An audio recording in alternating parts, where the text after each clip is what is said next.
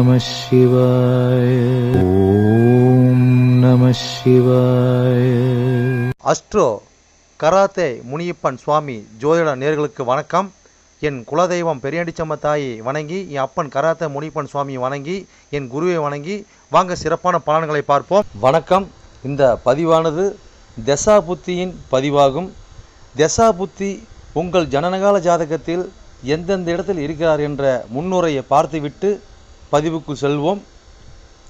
உங்கள் ஜனனகால ஜாதகத்தில் வரும் தசா புத்தி நாதர்கள் எந்தெந்த நிலையில் இருக்கிறார்கள் என்ற பட்டியல் விவரம்தான் இது.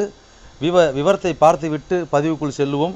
உங்களுடைய ஜனனகால ஜாதகத்தில் தசாபுத்தி நாதர்கள் 1-5-9 திரிகோண சாணத்தில் இல்லை 1-5 திரிகோண சாணத்தை அதிபதியோடும் சேர்க்கை பார்வை நட்சத்திர சாரத்தில் பயணிப்பது, அல்லது 1-4-7-10 கேந்திர சாணத்தில் சேர்க்கை பார்வை அந்த அதிபதியோட நட்சத்திர சாரத்தில் பயணிப்பது, அல்லது 2-5-8-10-11 பணபர சாணத்தில் இருப்பது, இல்லை பணபர அதிபதியோட நட்சத்திர சாரத்தில் இருப்பது சேர்க்கையில் இருப்பது, அல்லது 3-6-10-11 உபயஜய சாணத்தில் இருப்பது, இல்லை உபயஜய சாணத்தில் கிரகத்தின் நட்சத்திர சாரம் பார்வை சேர்க்கையில் இருப்பது, அல்லது 3-6-9-12 அபோகலியம் சாணத்தில் இருப்பது, அல்லது அந்த அபோகலி சார அதிபதியோடு இணைஞ்சிருப்பது சேர்க்கை பார்வையோடு இருப்பது, அல்லது சரலக்கணமாகிய மேசம் கடகம் துலம் மகரம் ஆகிய 2-7 மாரகஸ்தானத்தில் இருப்பது, அல்லது சிரம் லக்கணமான ரிஷபம் சிம்மம் விருச்சகம் கும்பம் ஆகிய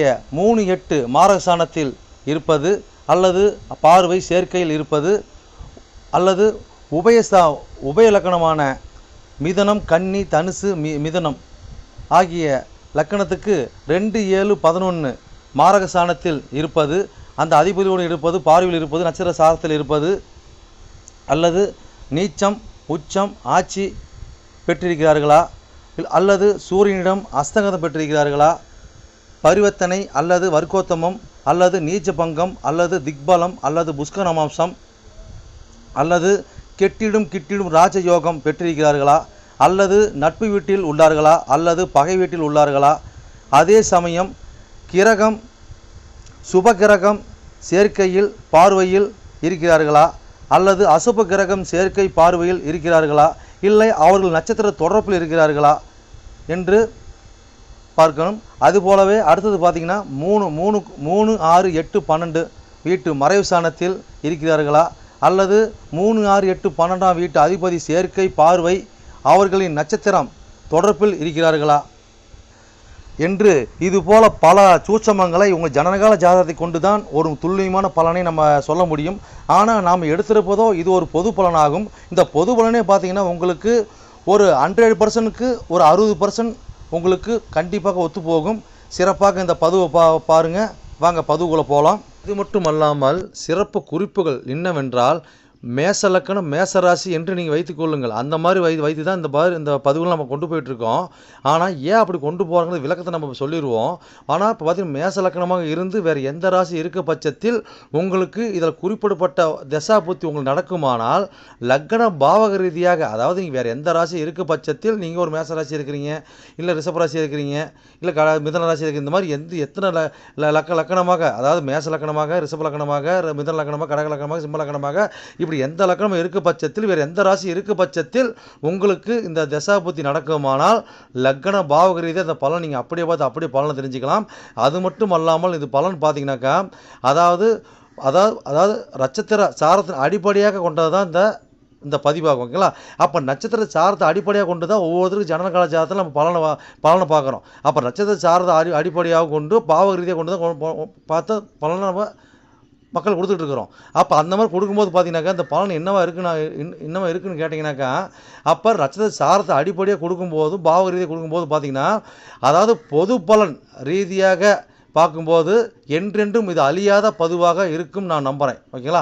அப்போ நீங்கள் எப்பயுமே இந்த பதிவுகள் எடுத்து பார்க்கும்போது பார்த்தீங்கன்னா எந்த ஒரு காலத்திலும் எடுத்து பார்க்கும்போது உங்களுக்கு பொதுவான பலனாக பார்க்கும்போது 100% உங்களுக்கு அப்படியே அந்த பலன் இருக்கும். ஓகேங்களா?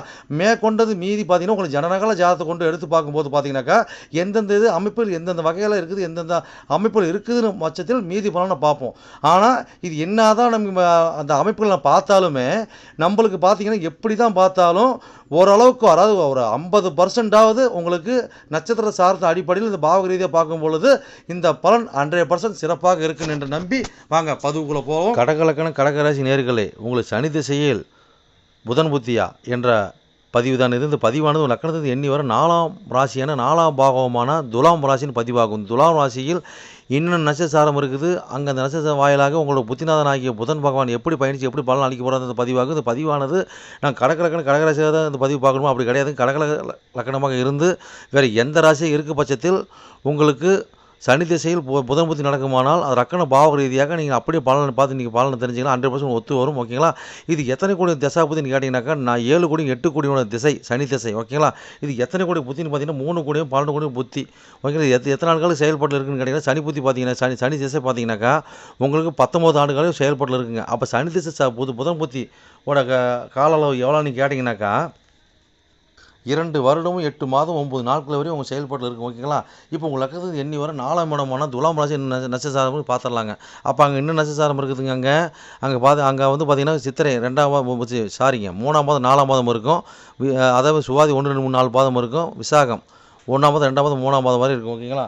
மொத்தம் பார்த்தீங்கன்னாக்கா உங்களுக்கு 9 பாதம் வரை உங்கள் செயல்பாட்டில் இருக்கும். ஓகேங்களா. அப்போ உங்களுக்கு சித்திரை சாரத்தில் உங்களுடைய புத்திநாதன் ஆகிய புதன் பகவான் பயணித்து என்ன பலன் அளிக்க பார்ப்போம். ஓகேங்களா. அப்போ இந்த காலகட்டத்தில் பார்த்தீங்கன்னாக்கா 4 சம்மந்தப்படுதுங்க. அப்போ 4 சம்மந்தப்பட்டு அப்போ 5ம் 10ம் சம்மந்தப்பட்டு மேலே 3 பாண்டு பயணிக்கிறாங்க. ஓகேங்களா. அப்போ இந்த மாதிரி காலகட்டங்களில் பார்த்தீங்கன்னாக்கா உங்களுக்கு அதாவது பார்த்தீங்கன்னா உங்களுடைய உயர்தரம் அதாவது பார்த்தீங்கன்னா உங்களுக்கு குழந்தைங்கள உயர்கல்வி படிக்க வைக்கிறது. ஓகேங்களா. இப்போ குழந்தைங்களுக்கு பார்த்தீங்கன்னா அதுக்குன்னா செலவின பார்க்குறது. அதே மாதிரி பார்த்தீங்கன்னா அவங்களுக்கு வீடு வண்டி வாகனம் வாங்கி கொடுக்குறது, வீடு ஆர்டர்ஷன் பண்ணுறது. அதே மாதிரி பார்த்தீங்கன்னா குழந்தைங்களுக்கு பார்த்தீங்கன்னா இந்த காலகட்டங்களில் அவங்களுடைய ஒரு காதல் திருமணம் வரக்கூடிய வாய்ப்பு ஏற்படுத்தி கொடுப்பாங்க. ஓகேங்களா. அப்போ அந்த மாதிரி ஏற்படுத்தி கொடுக்கும்போது பார்த்தீங்கன்னாக்கா அது மூலிமா நீங்கள் அவங்களுக்கு ஒரு ஒரு செலவினம் ஒரு சுப செலவு பண்ணி வைக்கிறது.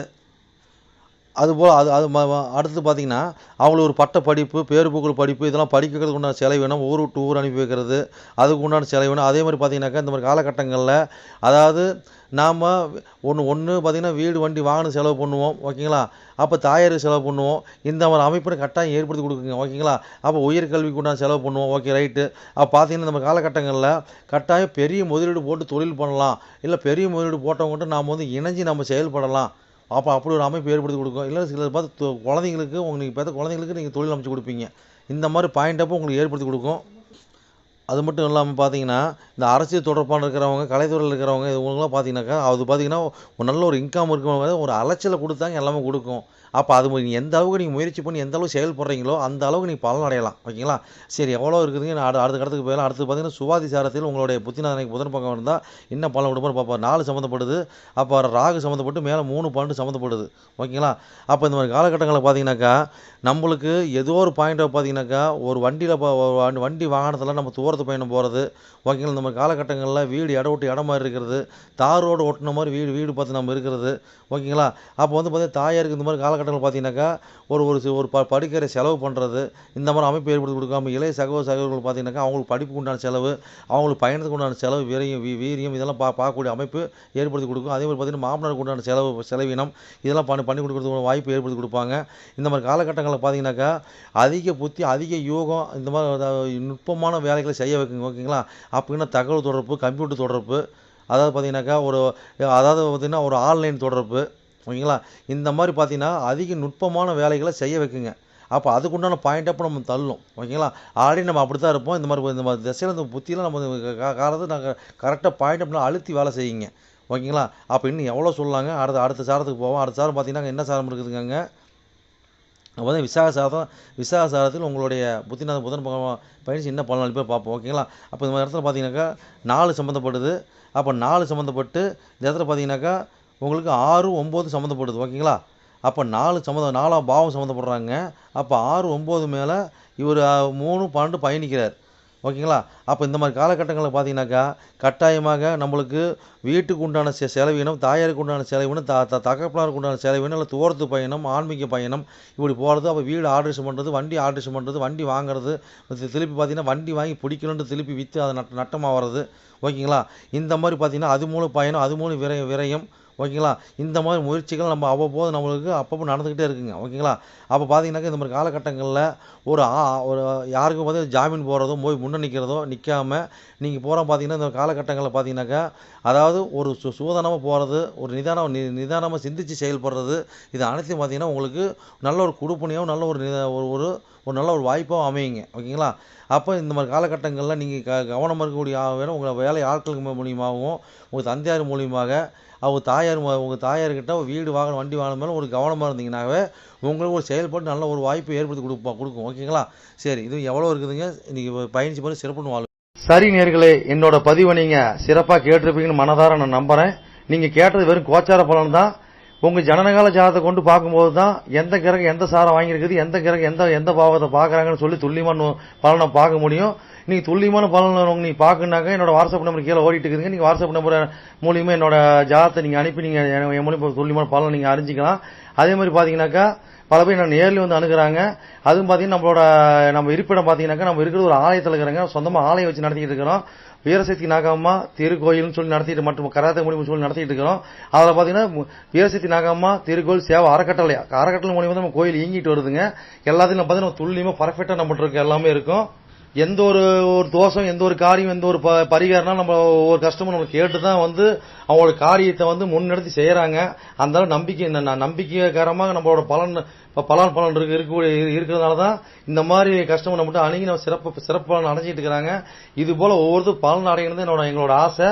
அது மட்டும் இல்லாம பாத்தீங்கன்னாக்கா எங்க கோயிலுக்கு லீடர்ஷிப்னு பாத்தீங்கன்னாக்கா எங்களுடைய கிருஷ்ணசுவாமிங்க வாக்கு சித்தர் பாத்தீங்கன்னாக்கா கிருஷ்ணசாமி, அதாவது சோழி பிரசன்னம் கல்லு கூடு சொல்லுவாங்க இல்லைங்களா, அது சிறப்பான முறையில சிறப்பா பாப்பாருங்க. நேர்முகமா பாக்குறாங்க, ஆன்லைன் மூலமா பாக்குறாங்க. நீங்க யாரு என்னன்னு தெரியாது, உங்களோட ஃபுல் டீட்ல அப்படி சொல்லுவாருங்க. ஓகேங்களா. உங்களோட டீட்ல சொல்லி உங்க பேரை சொல்லி சோழி போட்டாருன்னா சிறப்பான முறையில சிறப்பா உங்களுக்கு சோழி பிரசனம் பார்த்து அருமையா சொல்லுவாருங்க. அதே மாதிரி பாத்தீங்கன்னா அது மூலியமா நீங்க இதுல பார்த்து நீங்க அணுகி அது மூலியமா தெய்வ அருள்வாக்குங்க அது. ஓகேங்களா. அது மூலியமா நீங்க வந்து சிறப்பான பலன் நீங்க அடையலாங்க. எந்த ஒரு காரியமா இருந்தாலும் எந்த ஒரு விஷயங்களா இருந்தாலும் துல்லியமான பலன் துல்லியமா இருக்குங்க. சொல்றது அப்படியே நடக்கும், சிறப்பா இருக்குங்க. சரி நேர்களே, உங்களிடமிருந்து விடைபெறுவது S. Balu Jayavel, MA astro. நன்றி, வணக்கம்.